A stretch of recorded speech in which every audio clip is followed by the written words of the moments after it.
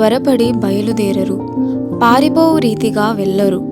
యెషయా గ్రంథము 52వ అధ్యాయము 12వ వచనము. నిశ్చలంగా ఉండడంలో ఉన్న అపార శక్తిని గురించి మనం లేశమాత్రమైనా అర్థం చేసుకున్నామో లేదో నాకు నమ్మకం లేదు. మనం ఎప్పుడూ హడావిడిగానే ఉంటాము, ఏదో ఒకటి చేస్తూనే ఉంటాము.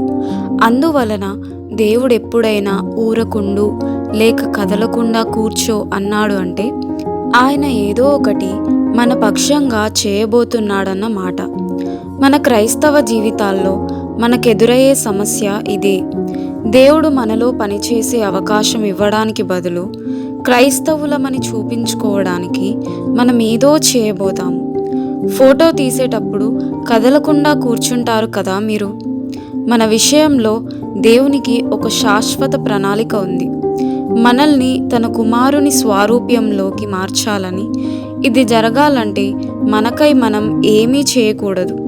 హుషారుగా పనిచేయడాని గురించి ఎన్నెన్నో వింటుంటాము, కానీ కదలక మెదలక ఉండడాని గురించి తెలుసుకోవలసింది చాలా ఉంది.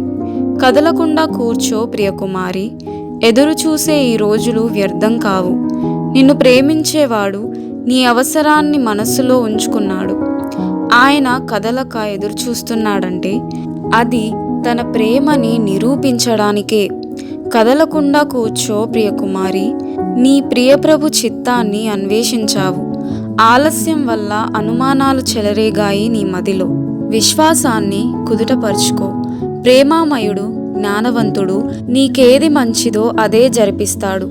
కదలకుండా కూర్చో ప్రియకుమారి, ఆయన దారి తెరిచేదాకా ఒక్క అడుగు వెయ్యకు అటు ఇటు.